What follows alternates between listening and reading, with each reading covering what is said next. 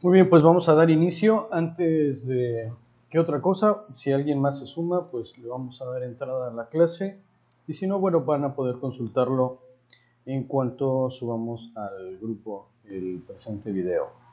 Bien, el día de hoy nos toca trabajar la parte de redacción indirecta. Es muy importante considerar o regresar un poquito para tener esta visión global, esta big picture, esta gran imagen, esta visión de conjunto, la visión de totalidad respecto de lo que es nuestro examen EGEL Plus Derecho. Este examen, como lo habíamos visto, está configurado por diversas secciones y se conforma por dos áreas importantes, que es el área de la sección transversal de lenguaje y comunicación, y por otra parte está la parte que tiene que ver con la sección disciplinar. Esta sección disciplinar se compone de tres elementos, que la primera es la función pública, la siguiente es litigio y la tercera, que es medios alternativos de solución de controversias, la parte registral y la parte notarial. Esos son los tres componentes. Pensemos el examen con estos tres componentes, digamos, a lo largo, y de manera transversal se atraviesan dos bloques. El primero, que es lo que vimos la sección anterior, en cuanto a la comprensión lectora, y el otro bloque es el que tiene que ver con la redacción indirecta, al que nos vamos a enfocar el día de hoy. Muy importante también tomar en cuenta esto. Si bien estos ejercicios de redacción indirecta no nos van a ser de tanta utilidad en la sección disciplinar como sí lo van a ser los elementos de comprensión lectora, es importante tener una claridad, ya que en redacción indirecta es donde generalmente hay una gran cantidad de errores en la sección transversal.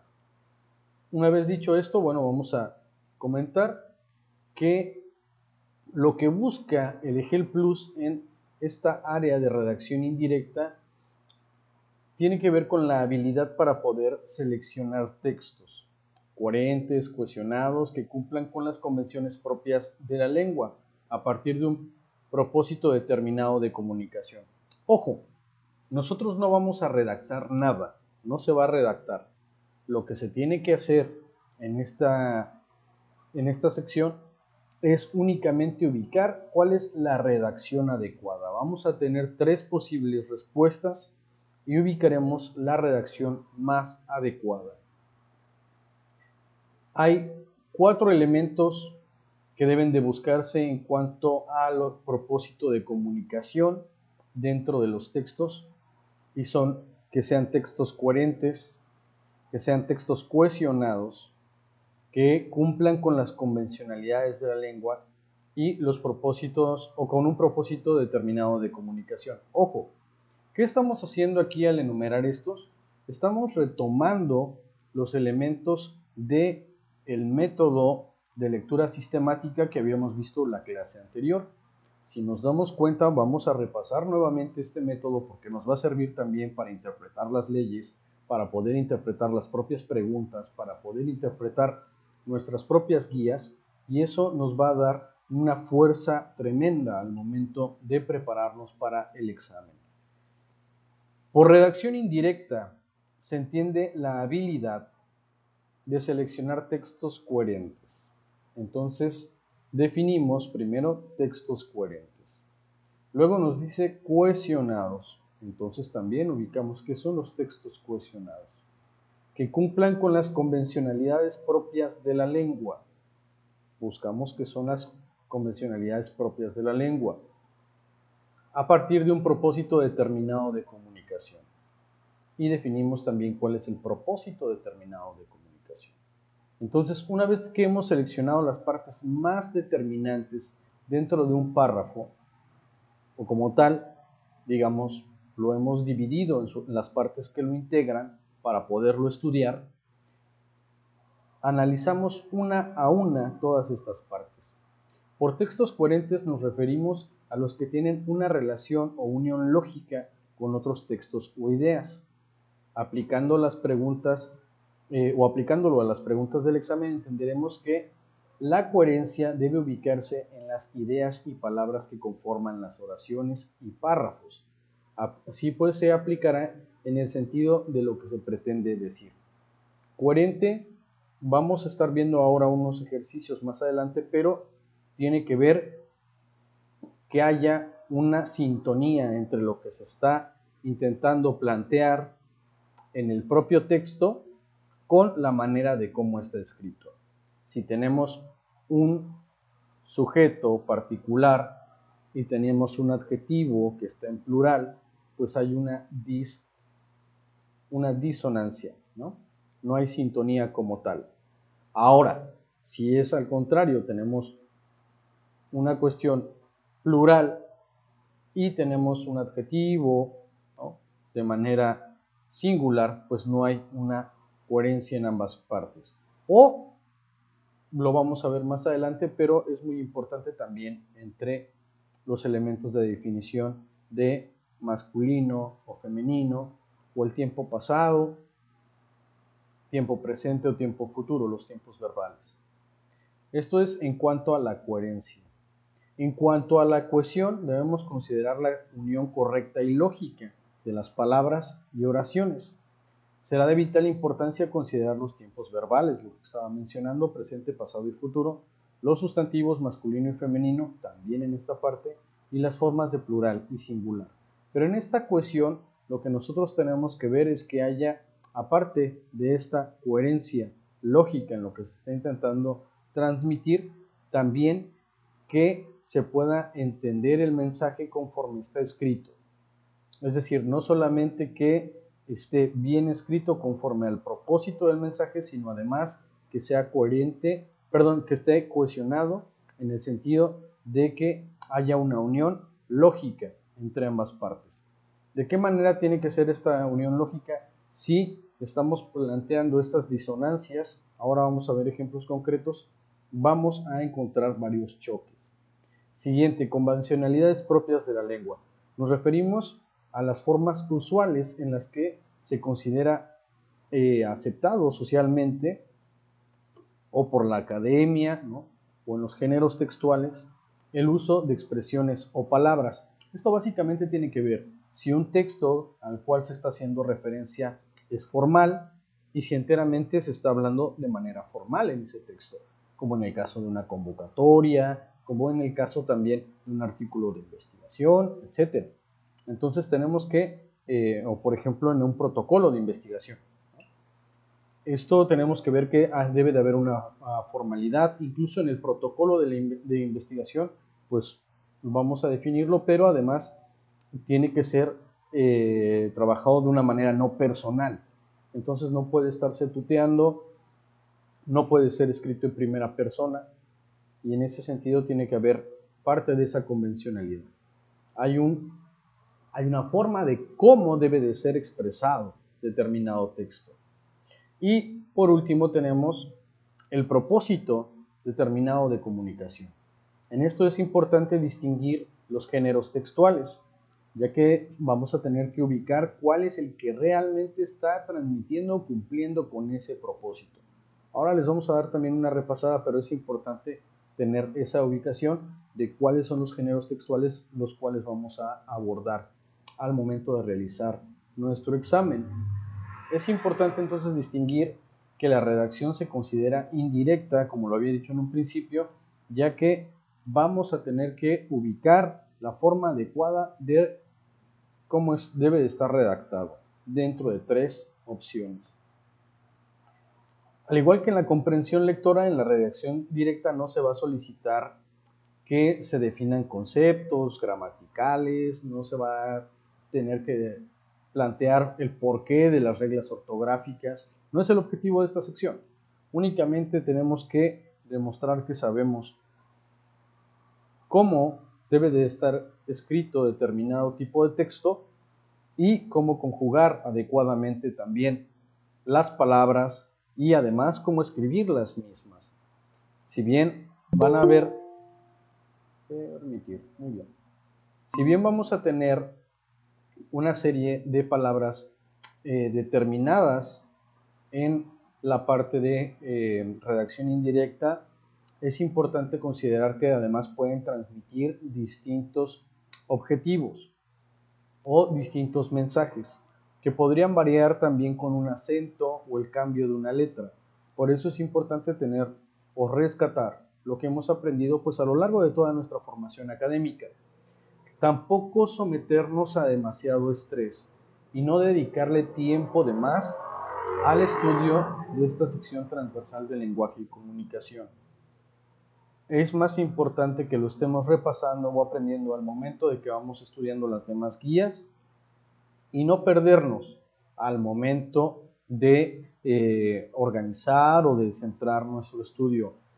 En ocasiones nos ha tocado, digamos, redirigir la marcha respecto de cursantes que se han inscrito con nosotros y que le han dedicado o intentan dedicarle demasiado tiempo a estudiar las guías de la sección transversal de lenguaje y comunicación. No es necesario, no es necesario. Hay que tener los principios claros, hay que tener las ideas claras, saber qué tipo de textos van a venir y dejarlo reposar. Aplicarlo lo más que se pueda, tanto el método de lectura sistemática como el método de inversión, podamos aplicarlos ya directamente en las guías, en los simuladores que tienen que ver con la parte, digamos, nodal o más importante del examen, ¿no? La parte de postulancia, ¿no? O bueno, directamente más en la sección disciplinar. Bien, una vez dicho esto, pues tenemos también que definir un poco sobre este contexto comunicativo, en el sentido de que se deben verificar si el género corresponde a este objetivo de lo que ya habíamos dicho, ¿no? Y para el que fue realizado determinado texto, si su registro lingüístico, por esto nos referimos a la manera de cómo están articuladas las palabras, es formal o informal, para no tutear en un texto que debe de ser presentado de manera formal, en tercera persona, y o tampoco, digamos, ser excesivamente formales en un texto, como en el caso de una solicitud, como lo vamos a ver más adelante. Entonces, hay que ubicar también ese propósito de comunicación. En cuanto a las formas gramaticales y semánticas, es importante considerar la forma correcta de escribir, que tiene que estar articulada entre esa fase lógica y el sentido de lo que estamos redactando. Insisto nuevamente, tenemos que ubicar claramente las palabras que se están utilizando o que se están presentando en nuestro examen. Corresponde elegir partes de un texto que cumplan con una redacción adecuada sin necesidad de explicar nada más. No vamos a tener que explicar concretamente por qué elegimos determinada opción. Solamente vamos a tener que decir cuál es la manera adecuada de redactar determinado texto. Y en cuanto a la parte ortográfica, nuevamente, si bien nosotros estamos dando un material abundante dentro de nuestra aula virtual de los errores gramaticales y ortográficos más comunes, respecto también de los manuales de estilo, del manual de ortografía y de redacción, no hay que perderse demasiado en eso. Más bien son bases para poder consultar nuestras dudas y decidir si hay que profundizar un poquito para poder despejarlo. Pero no estamos buscando transformarnos en profesionales de la redacción y de la correcta aplicación de la lengua. ¿Por qué? Porque nuestro objetivo fundamental es acreditar la parte de que tiene que ver propiamente con la carrera. Entonces, demostrar nuestros conocimientos jurídicos, eso es lo más importante. Ahora, vamos a darle una repasada también a estas partes de las reglas gramaticales fundamentales que tienen que ver con la concordancia nominal y la concordancia verbal, es decir, en cuanto a esto que están intentando expresar. La concordancia gramatical, que es el grado de adecuación que ciertas palabras demuestran respecto de otras, para que en este sentido entre ellas quede totalmente claro ese mensaje. Por ejemplo, conjugar un verbo, debemos hacerlo en concordancia con el sujeto de la oración, ¿no? Sobre todo si dicha oración forma parte de un párrafo en la cual cohabita con otras oraciones o ideas. Es decir, no solamente vamos a encontrar una oración articulada con sujeto, verbo y predicado, sino además un punto y seguido y otras oraciones más. Pueden venir 2 o 3. Tenemos que ubicar esa concordancia. Entonces es muy importante otra vez retomar la parte de el sujeto, si es singular o plural, si es masculino o femenino, y además la manera de cómo se está conjugando con el verbo, la manera de cómo se determina la acción que está haciendo, ¿no?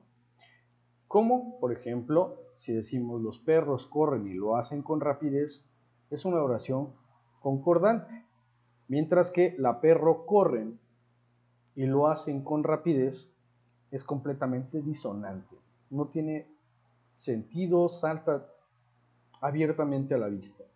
Entonces, en este aspecto tenemos que ubicar que hay formas de concordancia. La manera de concordancia fonológica, que tiene que ver con cómo nos suena.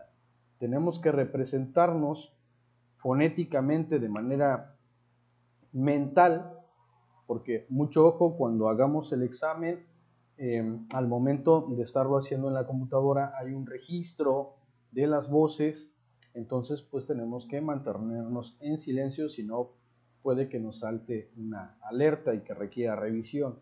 Entonces pues hay que mantener silencio, pero sí tomar en cuenta este registro fonológico en cuanto a cómo nos suena mentalmente. Y puede significar de gran utilidad que este sonido pueda ayudar a comprender el sentido o la intención para usar una palabra. Eso también es muy importante. Ya lo hemos practicado desde la primaria, es algo que tenemos solamente que rescatar o poner a flote porque es una herramienta que la vamos a utilizar. Y además es la manera más intuitiva que tenemos las personas para ubicar la manera correcta de escribir una oración. Recordando que esta oración pues es un conjunto de palabras que tienen que tener una cierta coherencia para poder transmitir un mensaje adecuado. Ahora también tenemos la forma semántica y nos encontramos con el significado de las palabras. Entonces, conocer el significado de una palabra nos va a permitir saber si es correcto su uso en una oración o en un argumento, o si está haciéndose un equivocado uso de esa misma palabra. Eso nos va a permitir descartar opciones al momento de seleccionar la opción más adecuada para responder una pregunta en la sección de redacción indirecta.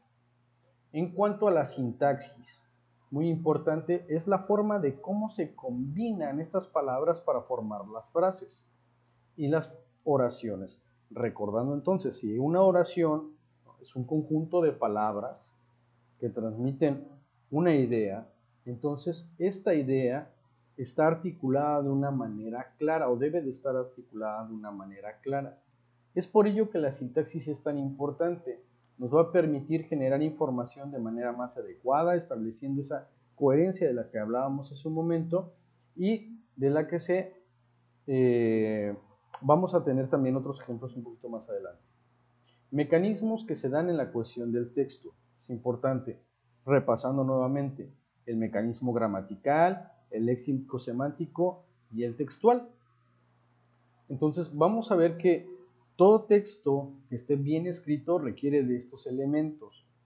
Para ello, pues es importante echarnos mano de distintos mecanismos y elementos, como pueden ser el uso de discursivos, el uso de sinónimos e hiperónimos, el uso de la elipsis y de pronombres, y eso nos va a permitir dar una coherencia global y una coherencia local. Ahora vamos a ver qué es todo esto, pero concretamente es, los discursivos fundamentalmente tienen que ver con los conectores, o incluso también con el tipo de forma de conjugar las palabras para poder unir ideas.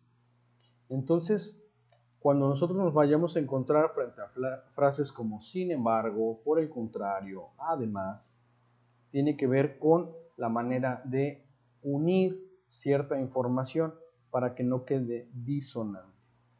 Entonces van a servir como conectores discursivos, lo que comentaba, y van a dejar claro ese hilo conductor, esa relación que hay entre la información que se planteó al inicio de una oración o dentro de toda una oración y la continuación en la siguiente oración o en la extensión de esa misma oración.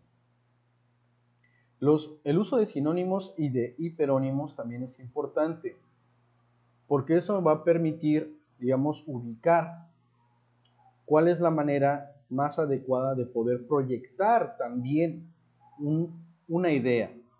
Es importante también identificar, porque a veces pueden colocarnos, o muy seguramente va a ser así en el examen, una pregunta que tenga un error en cuanto a su coherencia lógica o a la manera de cómo está articulada, y en la parte de cómo debería estar escrita correctamente esa oración o ese párrafo, vamos a encontrar que viene con sinónimos.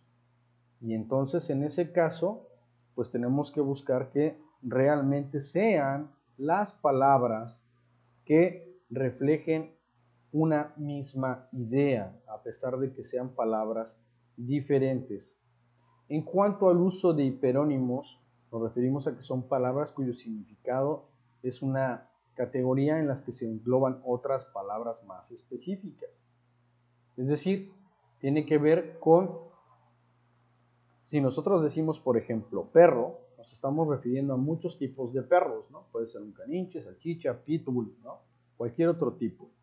Pero es importante considerar que el hiperónimo es una palabra que puede referir a muchas otras más, ¿no?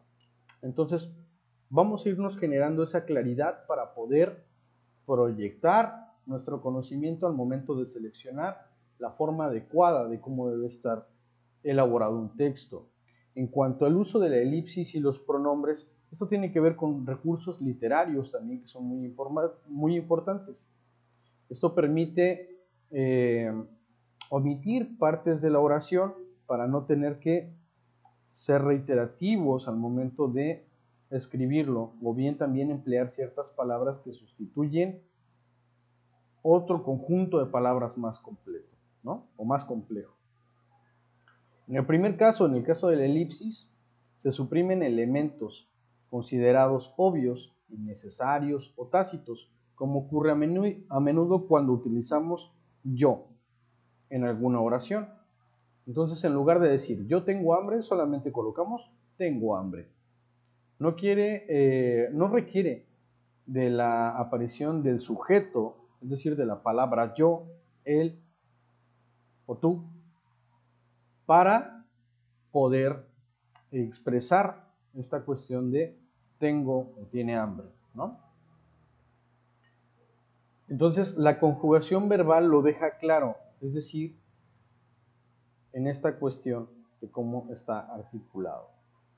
Por otro lado, podemos usar también el uso de pronombres, como ello, eso, esto. También es importante considerar que los pronombres nos van a permitir también dar no solo referentes concretos, sino incluso a partes enteras del párrafo del texto hacer referencia. Y eso también es muy importante. Entonces, en cuanto a un texto coherente, pues ya estamos viendo que tiene que tener los significados claros que permitan una lectura adecuada de la información que contiene y que tengan estos elementos necesarios para transmitir entonces ese objetivo. Cuando vamos a retomar esta parte de la coherencia, pues entonces también ya les había comentado, hay una coherencia global y una coherencia local. Coherencia global es la que atañe a todo el texto. Entonces, las preguntas que vamos a tener dentro de la sección de redacción indirecta van a ser pocas referencias, o casi nula, a una coherencia global, porque no vamos a ver textos extensos. en la parte de redacción indirecta. Van a ser textos más cortos. Vamos a ubicar la manera adecuada de cómo escribirlos. Pero aún así, tenemos que ver que el objeto para poder escribir o para poder transmitir algo tiene que estar muy específico. Si estamos hablando de un protocolo de investigación, donde tiene que plantearse toda la ruta para darle respuesta a una hipótesis, y por ejemplo se están hablando de las fuentes, pues esas fuentes tienen que estar planteadas o descritas en un sentido de que tengan que ver con una vinculación hacia una hipótesis. No necesariamente va a aparecer la hipótesis, pero las fuentes, por ejemplo, tienen que estar ubicadas en ese mismo sentido. De igual manera, si hay una relación de elementos de investigación, como es el uso de entrevistas o el uso de algunas otras herramientas de encuestas, gráficas y demás, estén, digamos, basadas o subordinadas a una idea general que tiene que expresar ese texto. Ahora, esa coherencia global también tiene que ser expresada incluso en la forma de cómo están articulados párrafos individuales de un texto general. Ahora, en cuanto a coherencia local, tiene que ver con el orden en el que se expresan las ideas y los mensajes para generar un cierto hilo conductor, lo que hemos hablado hace un rato. Y todo el texto posee un orden propio del cual depende su lectura. Y la coherencia local tiene que ver con la secuencia, con la manera de cómo van ordenadas esas ideas entre principales y secundarias. Es muy importante incluso hacer aquí una pequeña pausa y retomarlo también para el aspecto de la lectura de comprensión, para el método sistemático. Hay que ser capaces de identificar ideas principales e ideas secundarias. ¿Cuáles son las ideas principales? Las ideas principales son de las cuales determinan el resto de la información. Las ideas principales son las que determinan el resto de la información. Y las ideas secundarias son las que complementan esas ideas principales, son las que le dan más forma, son las que nutren esas propias ideas principales. Teniendo esa habilidad, vamos a poder distinguir cuál es el sentido más importante de la información que se nos plantee en un propio caso al momento de resolverlo. Vamos a ver cuál es la parte más ponderante, más importante para poder responder a una pregunta específica. Entonces es importante que en este pequeño paréntesis que acabamos de hacer, pues irnos con ese elemento también de que debemos de discernir entre las ideas principales y las ideas secundarias dentro de un texto. En cuanto a las reglas ortográficas, si alguien tiene dislexia, como su servidor, muy importante no estresarse. No es momento de aprender reglas ortográficas que tal vez en su momento no las aprendimos. Este es momento de prepararnos bien para presentar un buen examen, un examen de excelencia, pero donde nuestro mayor enfoque esté trabajado en esa parte disciplinar, lo que tiene que ver enteramente con la carrera. Entonces, no preocuparnos. Vamos a tener sí que distinguir ciertos aspectos claves. Cuáles son las vocales y cuáles son las consonantes, ¿no? Es muy importante identificar pues esas 5 vocales y el resto de las consonantes. También tenemos que identificar la acentuación, es decir, fonéticamente también, lo que hablábamos hace un rato, para poder distinguir en qué parte de una palabra debe de estar el acento o si es que lleva. Sabemos que hay ciertas excepciones a las reglas de acentuación, pero en lo general debemos ya de estar familiarizados de las palabras que de cajón sí deben de llevar un acento, como las que tienen que ver con esta suma de palabras que hacen referencia al griego logos, entonces también generalmente van con acentuación en la O después de la L. Y vamos a encontrar algunas otras cosas así, por ejemplo, énfasis, también es importante. Energía, ¿no? También. Pero seamos mesurados en ese sentido. Si hay aspectos que no dominamos en cuanto a la sección de lenguaje y comunicación, tratar de no perder demasiado tiempo aquí, solamente ubicar el tipo de aspectos que vienen y reforzarlos en nuestra lectura de todo lo demás que tenemos. Son muchas guías, son muchas preguntas, son muchos ejercicios. También está el material complementario, como los cuadros comparativos. Entonces, centrémonos ahí y respetuosamente, pues también planteo que también tienen algunos errores de sintaxis, de gramática, de ortografía. Y es importante también que nos demos cuenta que están presentes ahí y aprovecharlos también, ¿no? Saberlos identificar, pero no perdernos en la búsqueda de esto. Ahora, recordando, si quieren abundar un poco más, pues tenemos también material ya dentro de nuestra aula virtual.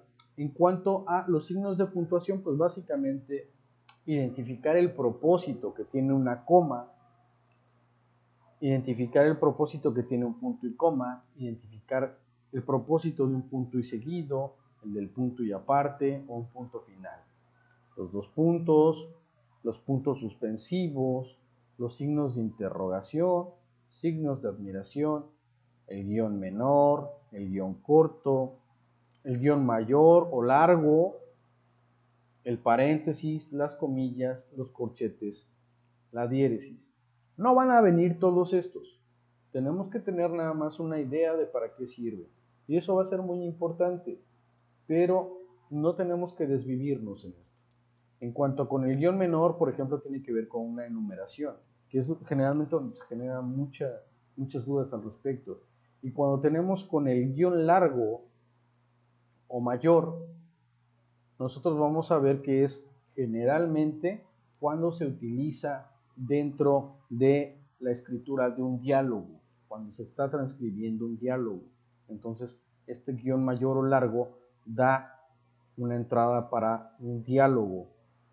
Y además, generalmente, o el diálogo viene así sin ninguna explicación de un tercero, es decir, del narrador, o si continúa con una explicación del narrador, pues de igual manera se vuelve a insertar el guión largo, sin colocar un punto. El aspecto de los puntos, pues yo creo que los dominamos bien. El aspecto de la coma, nunca va a haber una coma entre un sujeto y un adjetivo. Nunca va a haber una coma. Si nosotros decimos los niños brincan, no podemos colocar los niños, coma, brincan. Porque si no serían dos ideas diferentes. Entonces, coma nunca van a encontrarla ahí. Si la llegan a encontrar, esa manera de cómo está redactado está mal. Entonces pueden seguir. Tipos de preguntas que nos vamos a enfrentar entonces en esta parte de redacción indirecta. Vamos a tener 3 tipos de preguntas que debemos de saber identificar para responder de manera adecuada. Estas son comunicativas, gramaticales o semánticas y ortográficas.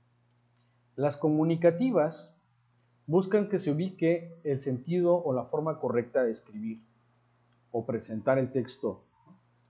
Ya hemos visto algunos géneros textuales y en el siguiente apartado pues veremos o volveremos a hacer mención a algunos que son los que específicamente se presentan ya en la parte de redacción indirecta.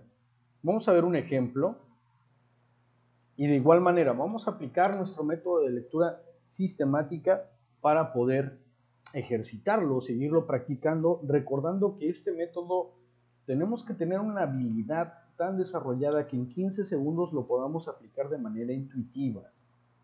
Entonces, en este ejemplo nos dice, un estudiante prepara la pregunta general del protocolo de investigación que presentará a su asesor de tesis. ¿Cuál de las siguientes redacciones es la que debe de usar? Y entonces vamos a aplicar nuestro método de lectura sistemática. Está preparando una pregunta general. ¿Para qué? Para un protocolo de investigación. Luego tenemos que la va a presentar a su asesor de tesis. Y debemos de ubicar de cuál de las redacciones que están presentes se deben de usar. Entonces, tenemos aquí 3 posibles respuestas y tenemos que hacer también como un rápido ejercicio.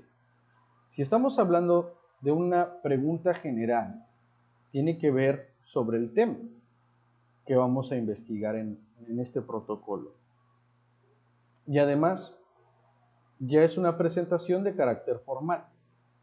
Entonces, recordando además que el protocolo de investigación tiene esa calidad de formalidad y de estar escrito en tercera persona, entonces es muy importante tomar en cuenta ese propósito de comunicación. ¿Qué es lo que se está buscando comunicar? Vemos la primera y dice, justamente por todo este asunto del que hablé. Aquí ya no suena esta palabra hablé. ¿Por qué? Porque está en primera persona en tiempo pasado. Si un texto que tiene este nivel de formalidad está en primera persona, está mal. Así que de entrada ya la descartamos, sin seguir leyendo lo demás. Y pues por la situación que te acabamos de explicar, de igual manera está tuteando. Te acabamos de explicar. Descartado. Incluso ya podríamos seleccionar la respuesta C. Sin embargo, vamos a ver qué dice. Tomando en cuenta la problemática expuesta en la presente investigación, se plantea el siguiente cuestionamiento. ¿Cuáles son las causas de la deserción escolar en los estudiantes de nivel medio superior de la preparatoria Ignacio Manuel Altamirano del municipio de Zagatlán en el estado de Puebla? Ubicamos que el nivel de formalidad, el nivel de claridad y además la extensión de la pregunta es capaz de transmitir eso. Ahora, ¿qué pasa si viniera alguna de estas otras 2 opciones que descartamos desde un inicio, sin los signos de interrogación? Sencillo, no nos estaríamos presentando ante una pregunta.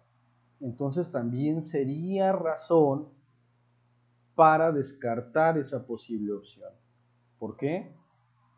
Porque estamos hablando de la pregunta general. ¿Cuál es el elemento nodal de una pregunta? En cuanto a su simbología, pues son los signos de interrogación. Entonces aquí hemos visto más o menos cuál es un tipo de pregunta que viene enfocada a buscar ese objetivo de comunicación dentro del propio examen. En cuanto a la argumentación, bueno, de por qué es correcta la letra C, ya lo dijimos, está utilizando el lenguaje formal. Entonces, tiene que ser un modo impersonal y corresponde a la manera adecuada de cómo se escribe un proyecto de investigación o un protocolo de investigación. En cuanto a las preguntas que tengan un objetivo gramatical y semántico, son las que buscan que se cumplan con una redacción completamente adecuada. Entonces, vamos a ver que hay el uso de discursivos, sin embargo, por el contrario, además, etcétera. El uso también de sinónimos, ¿no? Entre perro, canino, ¿no? Gato, felino, noche, nocturnidad, e hiperónimos también, ¿no? Donde perro se refiere a caninche, chucho, firulais, etc. El uso de la elipsis también, quitando palabras innecesarias y de pronombres, como en el caso de yo, tú, él, ustedes, ellos, esto, aquello. Entonces es muy importante saber que a veces pueden ser omitidos o conscientemente agregados para identificar con claridad un texto. Es importante saber que este tipo de preguntas tendrá que guardarse la coherencia global, lo que habíamos comentado hace un rato sobre la coherencia global de todo el texto y la local de una oración. Entonces, tal vez este ejemplo no lo considere, pero sí es importante tomar en cuenta. Si la pregunta nos está haciendo referencia a un tipo de texto en específico que ahora vamos a repasar, entonces tenemos que ver que la propia oración también tenga un sentido de coherencia con ese tipo específico de texto. Aquí tenemos un ejemplo, dice, elija el enunciado que está correctamente escrito. La chamarra y el pantalón los compraron en una tienda deportiva. Aquí hay algo que no cuadra mucho. Dice, los compraron. Puede sonar un poco extraño, pero vamos a ver las siguientes posibles respuestas. El zapato y la blusa blanca se dañaron y las tuvieron que reparar. El zapato y la blusa blanca se dañaron y las tuvieron que reparar. Y luego al final tenemos el vestido y las medias son negras, lucen elegantes. Todo esto tiene que ver enteramente y de manera intuitiva, tenemos que lograr identificarlo, que se está refiriendo al aspecto del género gramatical. Ojo, porque también hay mucha confusión en cuanto al género gramatical. El género gramatical nada tiene que ver con el género sexual, nada en lo absoluto. El género gramatical es cómo fonéticamente se encuentran mejor articuladas las palabras por la tradición de nuestro lenguaje. Entonces sí tenemos que femenino la chamarra y masculino el pantalón, generalmente femenino y masculino, son trabajados cuando el segundo es masculino como masculinos. Eso es un indicativo de que aquí hay una coherencia en cuanto al uso del género gramatical. Ahora, el zapato y la blusa blanca se dañaron y las tuvieron que reparar. De igual manera, estamos hablando de masculino y femenino y generalmente esta suma da por entendido de que en el uso tradicional del lenguaje se aplica el género gramatical masculino. Entonces, si dice que se dañaron, las tuvieron, de entrada ya no hay una coherencia gramatical. Nuevamente, el vestido y las medias son negras, lucen elegantes. Tenemos el vestido, que es masculino, de género gramatical, no de género sexual, de género gramatical. El vestido es masculino y las medias son negras, femenino. Suma de masculino y femenino da generalmente un género gramatical masculino para darle secuencia. Entonces son negros. El vestido y las medias son negros o son de color negro. Entonces también aquí hay un error en cuanto a la forma de cómo está redactado. Entonces, aquí lo tenemos ya en la argumentación. La respuesta correcta es la A y en esta opción se hace una adecuada concordancia entre el sujeto conformado por dos sustantivos de diferente género gramatical y el pronombre que los sustituye, el cual está correctamente concordado, establecido con el plural masculino. Y eso es muy importante. La regla gramatical aplicable es la que refiere al uso en la oración de un sujeto compuesto por dos sustantivos de diferente género, la chamarra y el pantalón. Siempre que se dé este caso, la forma correcta entonces va a ser de referirse como masculino. Entonces van a ser los y no las.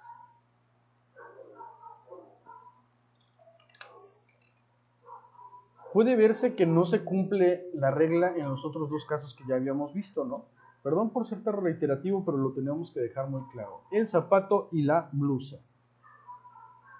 Tenemos ahí masculino, femenino, y luego dice, las tuvieron que reparar. El vestido y las medias son negras. Entonces, no hay una concordancia en cuanto al género gramatical. Ojo, entonces soy muy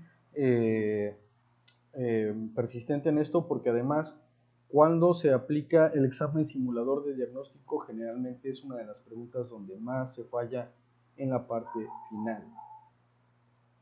En cuanto a las reglas ortográficas, que es lo último que tiene que ver ya con esta parte, pues es el tipo o el tercer tipo de preguntas que vamos a encontrar.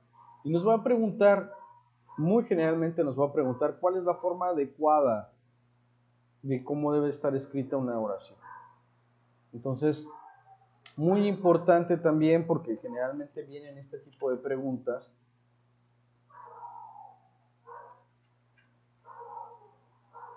Vamos a ver, por ejemplo, opción A. Traje mi computadora para trabajar en tu casa toda la tarde. En mi humilde opinión, no sé si estás listo para dirigir el equipo. Mi jefe se olvidó de él y no le trajo nada por su primer año de trabajo. Están muy parecidas. Hay incluso a veces dificultad para poder distinguir alguna cuestión de estas donde tiene que ver la acentuación. Pero vamos a ver o a ubicar palabras como mi y tú. Mi de sujeto lleva acento. Mi de posesión no lleva acento, al igual que tú. Entonces, si nosotros estamos viendo con mi computadora, es correcto. Mi computadora es de posesión. Pero cuando dice tu casa, es un aspecto también de posesión y no debería de llevar acento. Entonces ahí, efectivamente, hay una circunstancia que nos hace rechazar esa opción. Luego dice, en mi humilde opinión, es correcto. Tenemos aquí de propiedad, mi humilde opinión. No sé, además, esto, no sé, sé de saber lleva acento, sé de consecuencia no lleva acento. Entonces, sé de saber lleva acento, está correctamente acentuada. Y estás de estar, o esta de estar, de estar, lleva acento en la A. En cambio, estas, haciendo referencia a algo que se dijo previamente, como estas palabras, ¿no? O más bien, palabras como estas, lleva acento en la E al inicio, cuando hace referencia a algo anterior. Palabras como estas. Y estás entonces de estar en la letra A. O está también. Entonces vimos que aquí hay una correcta, un correcto empleo de los signos de acentuación. Y cuando nosotros vemos que dice mi jefe, en esta parte, mi jefe, ya la descartamos totalmente. ¿Por qué? Lo que acabamos de ver. Mi de posesión no va acentuada. Así de sencillo, se descarta automáticamente. Aquí viene en esta parte de la argumentación, bueno, el uso de mi, ¿no?, sin tilde, etc. Se también. Entonces, hay que tener muy claro que este tipo de preguntas pues son las que se van a abordar para determinar también, como por ejemplo los pronombres se y se, tú y tú, él y él. Y si no se cumplen entonces estas condiciones, pues vamos a ver cierto ruido y descartar con facilidad cada una de las opciones incorrectas. Muy bien. Ahora vamos a ver los textos que se abordan. Ya específicamente vamos a hablar sobre el ensayo académico, sobre el artículo de investigación, el protocolo de investigación, la convocatoria y la carta de exposición de motivos. Esto yo les pido que tomemos una pausa. Continuamos de inmediato. En 10 minutos les envío el link nuevamente al grupo. Y si tienen alguna duda, pues también nos la hagan saber regresando de la pausa. ¿Ok? Nos vemos en 10 minutos.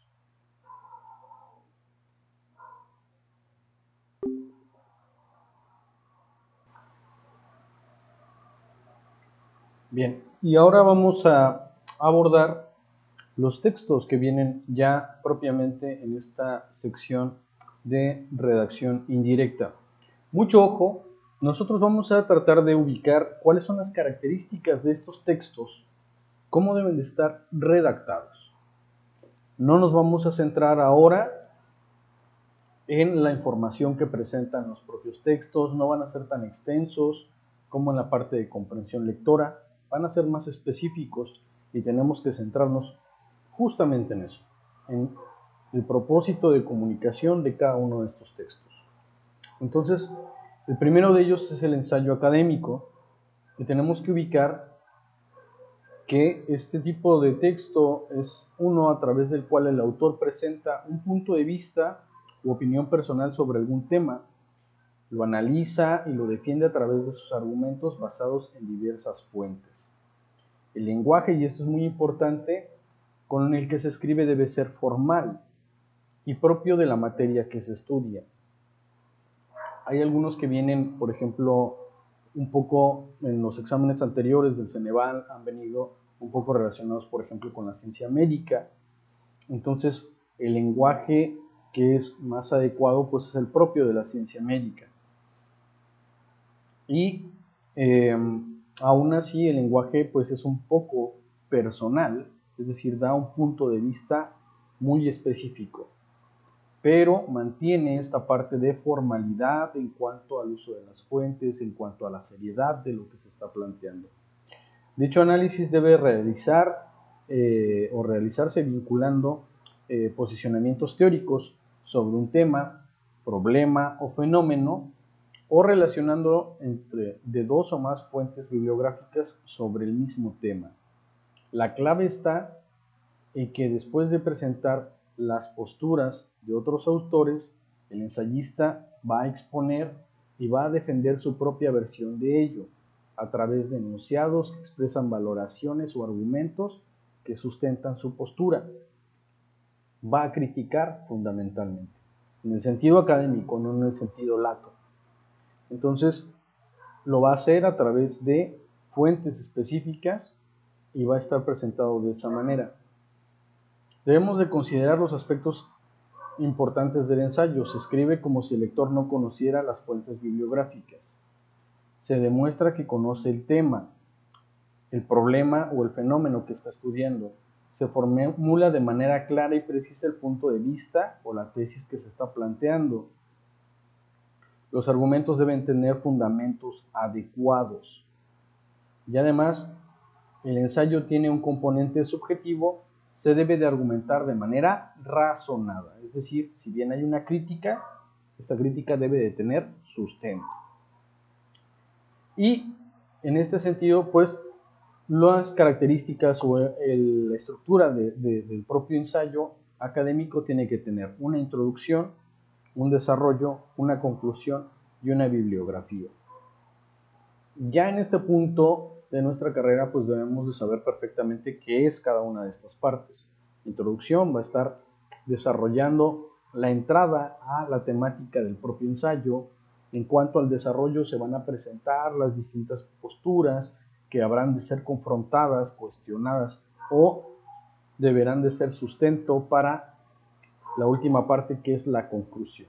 Entonces, en esta conclusión se va a fortalecer la idea, la hipótesis o la solución que esté presentando el autor.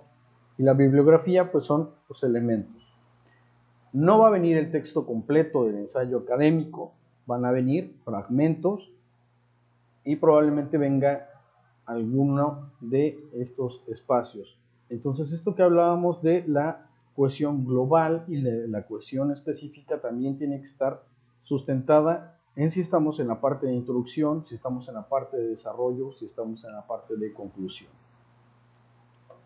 Siguiente es el artículo de investigación. Entonces vamos a hacer un contraste entre el ensayo académico y el artículo de investigación. El artículo de investigación específicamente tiene un aspecto también científico y pretende plasmar información necesaria para que otras personas puedan analizar o reproducir experimentos o sistemas o teorías que se están presentando en este artículo, acompañándose además de las fundamentaciones formales para esta propuesta realizada. Hay muchos artículos de investigación. En materia del derecho, pues vamos a encontrar bastantes, pero todos, en cualquier materia, tienen que cumplir con un lenguaje formal, impersonal. Las conclusiones y argumentos también deben de estar bien fundamentados. ¿Cuáles son los elementos que componen, o más bien la estructura de cómo se compone este artículo de investigación? Un resumen o abstract, la introducción, los antecedentes o el estado del arte, ya lo habíamos hablado en la sesión anterior, la propuesta que hay respecto del autor para resolver o atender un problema, los resultados también de su propia experimentación y conclusiones, recomendaciones o trabajos futuros que se desprendan de este artículo de investigación. Al final va a venir, como siempre, esta bibliografía, que son los elementos que son base en cuanto a la propia teoría para sustentar el trabajo. Protocolo de investigación. Este ya lo debimos de haber visto al momento de estudiar metodología de la investigación jurídica. Fundamentalmente está enfocado a realizar una tesis o una investigación específica. Aquí es donde se detalla cómo se realiza de manera sistemática, es decir, con las partes que componen ese todo de la investigación. Debe de incluir tipos de preguntas que se intentarán responder a través de la investigación, los objetivos de la propia investigación, las características de esta investigación o partes que habrán de medir o la duración del estudio. Debe de aportarse además, muy importante, una hipótesis, lo que decíamos de los objetivos, conocimientos básicos, los métodos que se van a utilizar, los recursos, alguna agenda de trabajo o cronograma, planificación, entre otros elementos. No existe un formato único, universal o común para todos los protocolos de investigación, pero el lenguaje sí debe de ser formal e impersonal. Los argumentos deben sustentarse en fuentes y en procesos lógicos descritos, ¿no? Lo que vamos a estar siguiendo ahí. Características. Vamos a tener que el protocolo, en primer lugar, debe de estar escrito en tiempo futuro, porque describe los tipos de métodos que se van a emplear en la investigación, es decir, apenas estamos planteando la investigación que se va a desarrollar. No es la investigación en sí misma, no es en tiempo pasado, es en tiempo futuro. 2. El plan o cronograma de investigación no debe tener resultados, discusiones, ejemplos o conclusiones.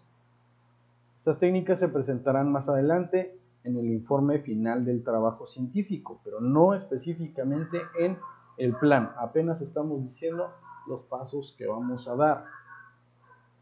En cuanto se demuestra la viabilidad, se puede considerar también si es eficaz. Por estos motivos, es adecuado especificar las variables o las características que se van a estudiar, los métodos que se van a emplear para poder estudiar determinado fenómeno, y de esta forma se pueden confirmar que se van a utilizar. Pero es en ese sentido de proyección de lo que vamos a utilizar. Y debe de estar pues fundamentado también en una base teórica. Esto quiere decir de que hay elementos que van a sustentar los métodos, las técnicas que vamos a estar empleando para desarrollar esa investigación. Y para diseñar las partes, digamos, en un cuerpo ya completo, es necesario comprender la definición teórica que existe del tema a estudiar. Esto puede proporcionar una dirección adecuada en cuanto al diseño de esa planificación, de este protocolo de investigación. Entonces, muy importante tener claridad de qué es lo que se va a estudiar. Y, por último, se requieren ejemplos básicos o características preliminares para desarrollar las técnicas del protocolo. ¿Qué quiere decir? Que lo que vamos a emplear ya ha sido utilizado anteriormente para poder analizar problemas similares. Lo que comentábamos, entonces, un protocolo, si bien no hay una sola forma de cómo establecerlo o estudiarlo, sí hay características que siempre van a estar presentes en un protocolo de investigación, entre ellas una introducción, un cronograma general, un planteamiento del problema, los objetivos que habrán de perseguirse, la hipótesis, que es una posible respuesta susceptible de comprobación a el problema que estamos planteando, y los métodos de investigación. Ojo también aquí, entre el objetivo y la hipótesis puede estar también la pregunta del tema, ¿no? Es decir, preguntarnos, cuestionarnos sobre un problema específico. Eso va a orientar toda esa investigación. Bien, todo esto tiene que ver, digamos, con la claridad que tenemos que tener. Pero ojo, no vamos a escribir nosotros un protocolo de investigación. Solamente tenemos que ver cuáles son las partes, su estructura, cuál es la forma de cómo debe de estar escrito y la información que debe de estar en esas partes específicas. Entonces, será sencillo ubicar algunos ejemplos o respuestas, digamos, a las preguntas que vengan ya directamente en el examen. En cuanto a la reseña bibliográfica, es un texto que presenta resultados del conocimiento respecto de los métodos que han estudiado las diferentes fases que constituyen la investigación divulgada por un texto, ¿no? Es decir, vamos a analizar un libro. En este tipo de reseña, el autor no debe de presentar su postura frente al texto, sino debe de dar a conocer el contenido del mismo a través de su descripción. La estructura de la reseña bibliográfica no corresponde, digamos, a tener subtítulos dentro de la misma, sino a ciertas partes que vamos a identificar en cuanto al contenido. Van a venir datos de la propia obra, su ficha técnica, el autor, la propia editorial, el año en el que se elaboró. Vendrá también la presentación de la obra, que en uno o dos párrafos pues se contextualizan diversos aspectos de esa misma obra. Respecto de la temporalidad, por ejemplo, se amplía de por qué fue importante presentarse esa obra en un momento específico. Así también se va a presentar al autor en cuanto a las credenciales que tiene frente a determinado tema que esté abordando el libro, y también los elementos de esta obra que se va a reseñar. Debe de haber una síntesis comentada del contenido de la obra, es decir, una descripción de los aspectos más relevantes que se presentan en todo el libro, y deben de haber conclusiones. En estas se va a sintetizar y se va a destacar lo más importante de toda la obra. En cuanto a convocatoria, ojo, ya habíamos comentado esto en la sesión anterior, pero sí es muy importante comentar o distinguir que tiene que haber un aspecto formal en la elaboración de una convocatoria. También sabemos que puede ser emitido por instituciones públicas o privadas. Tiene que ser también mediante una invitación o una convocatoria abierta a ciertas personas que pueden concursar. Deben de informarse también quién puede hacerlo, cuáles son las bases en ese sentido, de qué manera se va a participar, cuál es el orden de participación y, muy en concreto, pues el tipo de lenguaje que debe de utilizar una convocatoria es un lenguaje formal e impersonal, muy concreto y muy directo. No le da muchas vueltas, tiene que decir si un trabajo se entregará en tal formato, en archivo físico o en archivo PDF o en Word, deberá presentarse, por ejemplo, en un segundo archivo, deberán contenerse los datos del autor, en el archivo principal solamente la investigación, el ensayo, etcétera, lo que se esté solicitando. Tiene que ser muy específico, pero incluso también estas convocatorias pues son emitidas para que se concurse o se postule por trabajos específicos. Entonces tenemos que ver que hay aspectos donde dice el postulante deberá, también hay un lenguaje en tiempo futuro. La presente convocatoria se sustenta, eso también hay un lenguaje en tiempo presente. Tenemos que ver cuál es la orientación de lo que se quiere transmitir, es decir, si se abre a la misma convocatoria, es el sustento que tiene de la misma. Tiempo presente, cuando se refiere a sí misma la convocatoria. Pero tiempo futuro de aspectos que aún no han sucedido, como la participación de las personas convocadas, la participación de los jurados o la resolución, ya sea de la calificación que se le dé a quienes postulen a esa convocatoria o, en su caso, también la resolución de ciertos problemas o conflictos que puedan presentarse a raíz de la misma convocatoria. Todo eso en tiempo futuro. Por último tenemos la carta de exposición de motivos. Esto es muy importante porque permite tener una idea de cómo hay que referirnos para hablar con una institución, específicamente quienes nosotros estamos presentándonos ante una misma institución, ya sea para solicitar una beca, para solicitar también una pasantía, para poder solicitar un posgrado. Vamos a utilizar esta carta de exposición de motivos. Y es un material especializado dentro de esta vida universitaria y la importancia es muy sustancial para poder alcanzar estos aspectos que comentaba. Tiene que ver también con la recepción de estudiantes. Por ejemplo, si uno quiere estudiar un posgrado en el extranjero, pues siempre nos van a pedir una carta de exposición de motivos. Entonces, en este documento, las instituciones de educación superior van a solicitar a los alumnos que lo presenten y que cumplan con las siguientes características. Debe de tener los siguientes atributos. 1. Tiene que tener una función expositiva, decir qué es lo que queremos y por qué lo queremos. Es decir, si queremos aplicar a una oportunidad de estudiar, a una oportunidad de desarrollar ciertas prácticas en una institución, ¿no? O en una universidad. La intención también de convencer de por qué nos tienen que dar esa oportunidad a nosotros.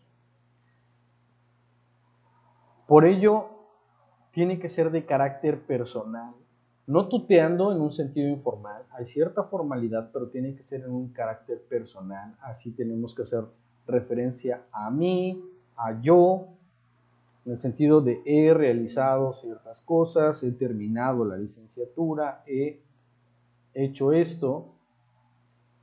También tiene que ser versátil, es decir, no necesariamente va a regirse por una cosa demasiado cuadrada, tiene que verse cierto dinamismo. Entonces, más bien ajustándose a los parámetros que esté presentando específicamente, pues, la institución a la cual nos estamos dirigiendo. Se debe de argumentar también con hechos y con opiniones. Tengo muy buenas referencias de esta universidad por esto, esto y esto. Cubro el perfil porque he realizado esto, esto y esto, ¿no? Tienen que haber hechos y opiniones muy claros. Y tiene que haber un tono persuasivo. Esto también, aparte de esta intención de convencer, también el tono a través del cual está escrito tiene que ser esta cuestión de persuadir, de convencer a nuestro lector, al receptor de este mensaje que debe de incluirnos. Presenta obviamente, como ya lo habíamos sustentado, pues un matiz subjetivo.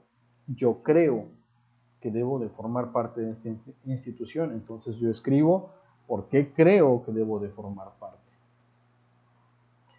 Hay que utilizar un vocabulario preciso y exacto, no redundar, no divagar, sino centrarnos en el contenido de lo que estamos proyectando y finalmente también se debe de desarrollar de manera lógica y coherente, es decir, hay que sostener la forma de cómo está estructurada nuestra carta de exposición de motivos de una manera muy clara para que el lector pueda recibir este mensaje, nos conozca a través de esta carta de exposición de motivos y tenga una buena impresión de nosotros. De igual manera, se presenta en 3 momentos o tiene 3 rasgos fundamentales la carta de exposición de motivos. Uno de ellos es la presentación, quién soy yo. La segunda, que es el desarrollo, por qué quiero formar parte de o por qué quiero que me incluyan. Y al final la conclusión, que es por esto expuesto me deben de incluir, me deben de considerar, me deben de dar el espacio. Tiene que estar bien sustentado. Y ojo, no debe de confundirse una carta con una carta de presentación. La carta de presentación únicamente habla del yo. En cambio, la carta de exposición de motivos habla de yo porque tengo que formar parte de ustedes, ¿no? Hay una interrelación y tiene que mostrarse esa mezcla entre ambos. Y también tiene su formato especial, no es como tal un oficio. Entonces, puede contener también un título, puede apoyarse en citas, puede sostener epígrafes y se anexa a un oficio de solicitud de ingreso o a, digamos, la respuesta a una convocatoria específica y también debe de ir acompañado en ocasiones o la mayoría de las veces de un currículum vitae. Estas son, digamos, las características ya más específicas de los textos que van a encontrar en la sección transversal de lenguaje y comunicación, específicamente en el área de redacción indirecta. Muy importante como retroalimentación, entonces, tener en claro el objetivo de comunicación de los textos a los cuales nos vamos a enfrentar, ubicar el tipo de palabras, los tiempos verbales, el género textual, serán condiciones fundamentales para poder acreditar con éxito esta parte. Y mucho ojo, no dedicarle tiempo de más al estudio de esto. Entre más sintético sea el tiempo que le dediquemos, mejores serán los resultados globales de todo nuestro examen.